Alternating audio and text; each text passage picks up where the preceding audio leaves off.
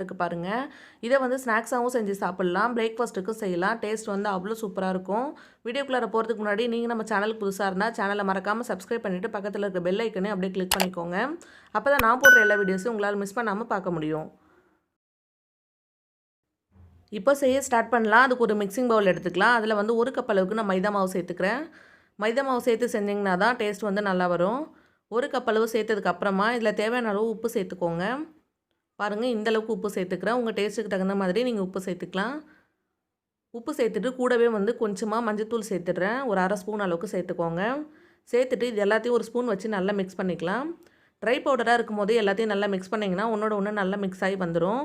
அப்போ வந்து உப்பு எல்லா இடத்துலையும் சரியாக இருக்கும். பாருங்கள், இந்த அளவுக்கு மிக்ஸ் பண்ணதுக்கப்புறமா கொஞ்சம் கொஞ்சமாக தண்ணி சேர்த்துட்டு நல்லா பிசைஞ்சு எடுத்துக்க போகிறோம். நல்லா சப்பாத்தி மாவு மாதிரி பிசைஞ்சு எடுக்கணும். தண்ணி வந்து ஒரே டைமில் சேர்க்காதீங்க, கொஞ்சமாக சேர்த்துட்டு பிசைஞ்சு பாருங்கள். எப்போவுமே மாவு பிசையும் போது ஒரே டைமில் தண்ணி சேர்க்கக்கூடாது, கொஞ்சம் கொஞ்சமாக சேர்த்துட்டு பிசைஞ்சு பாருங்கள். பாருங்கள், இந்த அளவுக்கு நான் பிசைஞ்சு எடுத்துருக்கேன். மாவு வந்து சாஃப்டாக இந்த மாதிரி இருக்கணும். அவ்வளோதான். இது வந்து ஒரு சைடு வச்சிடலாம். இது ஒரு 10லேருந்து ஒரு 20 நிமிஷம் வந்து நல்லா ஊறி வரட்டும். அடுத்ததாக உள்ளே வைக்கிற ஸ்டஃப் ரெடி பண்ணிடலாம் வாங்க. அதுக்கு வந்து ஒரு பெரிய சைஸ் உருளைக்கிழங்கு உப்பு சேர்த்து வேக வச்சுட்டு நல்லா மசிச்சு எடுத்து வச்சுருக்கேன். கட்டிகள் எதுவுமே இல்லாமல் நல்லா மசிச்சுக்கோங்க. அடுத்ததாக இதில் 1 ஸ்பூன் அளவுக்கு மிளகாத்தூள் சேர்த்துடுறேன். உங்கள் காரத்துக்கு தகுந்த மாதிரி நீங்கள் மிளகாத்தூள் சேர்த்துக்கலாம். அடுத்ததாக 1/2 ஸ்பூன் அளவுக்கு கரம் மசாலா சேர்த்துக்கலாம். கரம் மசாலா சேர்த்து செஞ்சிங்கன்னா தான் டேஸ்ட்டு சூப்பராக இருக்கும். நீங்கள் நார்மலாக சமோசா செய்யும் போது கூட கரம் மசாலா சேர்த்து செய்யுங்க, அப்போ வந்து டேஸ்ட் நல்லாயிருக்கும். அடுத்ததாக வந்து ஒரு 1/2 ஸ்பூன் அளவுக்கு மஞ்சத்தூள் சேர்த்துடலாம். அடுத்ததாக வந்து கொஞ்சமாக கொத்தமல்லி வந்து கட் பண்ணிவிட்டு எடுத்து வச்சுருக்கேன், அது இதில் சேர்த்துடலாம். நல்லா வந்து பொடியாக கட் பண்ணிவிட்டு இதில் சேர்த்துக்கோங்க. அடுத்ததாக என்ன சேர்க்க போகிறேன்னு பார்த்தீங்கன்னா, ஒரு 1/4 டீஸ்பூன் அளவுக்கு சீரகத்தூள் சேர்த்துடலாம். இதெல்லாம் சேர்த்ததுக்கப்புறமா ஒரு ஸ்பூன் வச்சுட்டு இதை நல்லா மிக்ஸ் பண்ணிக்க போகிறோம். இப்போது உருளைக்கிழங்கு வந்து கட்டிகள் எதுவும் இருக்கக்கூடாது. ஃபஸ்ட்டே வந்து நல்லா மசிச்சு எடுத்துக்கோங்க. தேவைப்பட்டால் நீங்கள் மிக்ஸியில் கூட லைட்டாக ஓட்டி எடுத்துக்கலாம். பாருங்கள், இந்தளவுக்கு எல்லாத்தையும் சேர்த்து நல்லா மிக்ஸ் பண்ணிக்கிடலாம். இப்போ உள்ளே வைக்கிற ஸ்டஃப் வந்து ரெடியாக இருக்குது. இது ஒரு சைடாக வச்சிடலாம். அதுக்கப்புறமா மாவு திரட்ட போகிறோம். இப்போது ஒரு சப்பாத்தி கட்டையில் கொஞ்சமாக வர மாவு சேர்த்துட்டு அதுக்கப்புறமா நம்ம எடுத்து வச்சுருக்க மாவு இருக்குல்ல, அது இதில் சேர்த்துடலாம். சரியாக எனக்கு ஒரு 10 நிமிஷம் வந்து இது நல்லா ஊறினதுக்கப்புறமா செய்கிறேன் நான். அடுத்ததாக நான் எடுத்து வச்சுருக்க மாவு வந்து 2 பேட்சாக வந்து பிரிச்சுக்க போகிறேன். ஃபஸ்ட்டு வந்து பாருங்கள், ஒரு பேட்ச் வந்து இது மாதிரி எடுத்துக்கிறேன். இதை வந்து ரவுண்ட் ஷேப்பில் நல்லா திரட்டிக்கலாம். ரவுண்ட் ஷேப் ஆக்குனதுக்கப்புறமா நல்லா வந்து மெலிசாக வந்து திரட்டி எடுத்துக்கலாம். வரமாவு சேர்த்துட்டு திரட்டினீங்கன்னா திரட்டுறதுக்கு ரொம்ப ஈஸியாகவே இருக்கும். பாருங்கள், இந்த மாதிரி எல்லா சைடும் அப்ளை பண்ணதுக்கப்புறமா லைட்டாக இந்த மாதிரி உருட்டி எடுத்துக்கிறேன். 2 சைடும் வரமாவு வந்து நல்லா சேர்த்துக்கோங்க, அப்போ தான் எடுக்கிறதுக்குமே ரொம்ப ஈஸியாக இருக்கும்.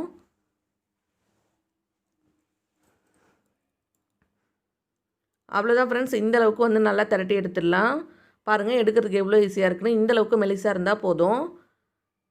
அவ்வளோதான். இந்தளவு திரட்டி எடுத்ததுக்கப்புறமா நம்ம ஆல்ரெடி வந்து ஸ்டஃப் செஞ்சு வச்சுருக்கோம்ல, அதை வந்து இதுக்குள்ளே வைக்க போகிறோம். கட்டிகள் எதுவுமே இல்லாமல் உருளைக்கிழங்கு வந்து நல்லா மசிச்சு வச்சுருக்கணும், அப்போ தான் இதுக்குள்ளே வைக்கிறதுக்கு ஈஸியாக இருக்கும். பாருங்கள், இந்த மாதிரி வச்சுட்டு எல்லா சைடும் வர மாதிரி நல்லா வந்து ஸ்ப்ரெட் பண்ணி விட்டுடலாம். ஸ்பூன் வச்சு ஸ்ப்ரெட் பண்ணிக்கோங்க, அப்படி இல்லைன்னா கையாலே வந்து பண்ணிக்கலாம். பாருங்கள், இந்த மாதிரி ரொம்ப வந்து திக் லேயராக தேவையில்லை, லைட்டாக தின்னாக இருந்தாலே போதும்.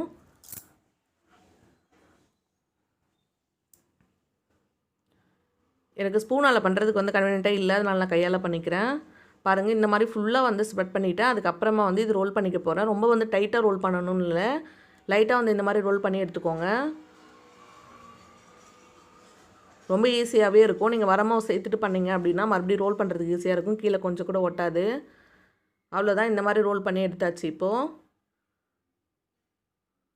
நான் வந்து ரொம்ப டைட்டாக ரோல் பண்ணல, லைட்டாக தான் பண்ணியிருக்கேன்.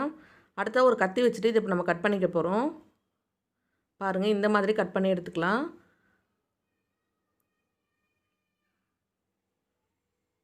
இப்போ இது எல்லாமே கட் பண்ணி எடுத்துக்கலாம். இதில் கிட்டத்தட்ட ஒரு 10லேருந்து 15 பீஸ் வந்து எனக்கு கிடச்சிது. பாருங்கள், இந்த மாதிரி கட் பண்ணிக்கோங்க. கட் பண்ணும்போது கொஞ்சம் கஷ்டமாக தான் இருக்கும்.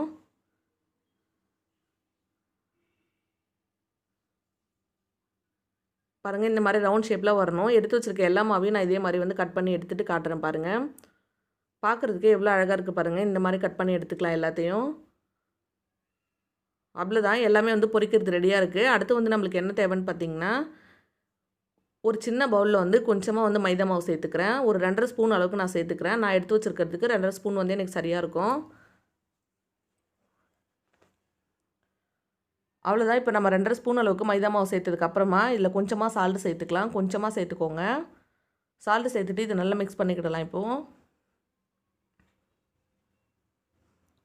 மிக்ஸ் பண்ணதுக்கப்புறமா தண்ணி சேர்த்துட்டு கொஞ்சம் கொஞ்சமாக இது நல்லா வந்து லிக்விடாக இருக்க மாதிரி நல்லா வந்து மிக்ஸ் பண்ணிக்கிடலாம். நீங்கள் சமோசா ஷீட் வந்து பைண்ட் பண்ணுறதுக்கு மிக்ஸ் பண்ணுவீங்களா, அந்த மாதிரி மிக்ஸ் பண்ணிக்கோங்க. பாருங்கள் இந்தளவுக்கு லிக்விடாக இருக்கணும். ரொம்ப வந்து தண்ணி அதிகமாகவும் இருக்கக்கூடாது, ரொம்ப வந்து அதே டைமில் ரொம்ப வந்து திக்காகவும் இருக்கக்கூடாது. அவ்வளோதான், மிக்ஸ் பண்ணி எடுத்தாச்சு. அடுத்ததாக ஒரு வாணலியில் கொஞ்சமாக எண்ணெய் சேர்த்துருக்கேன். இது வந்து நல்லா சூடாகி வரட்டும். பொரிக்கிறதுக்கு தகுந்த மாதிரி நல்லா சூடு பண்ணிக்கோங்க. இப்போ வந்து ஆயில் நல்லா ஹீட் ஆகிட்டு இருக்கட்டும். அந்த டைமில் நம்ம ஆல்ரெடி வந்து மிக்ஸ் பண்ணி வச்சுருக்கல மைதா மாவு, இதில் வந்து நம்ம ஆல்ரெடி ரோல் பண்ணி வச்சுருக்கல, அந்த ரோல் வந்து ஒன்று ஒன்றா டிப் பண்ணிக்க போகிறோம். பாருங்கள் இந்த மாதிரி ஒவ்வொரு ரோலாக சேர்த்துட்டு நல்லா வந்து டிப் பண்ணிக்கோங்க. ஸ்பூன் வச்சு வேணால் டிப் பண்ணிக்கோங்க, இல்லை கையால் வேணாலும் சேர்த்துக்கலாம்.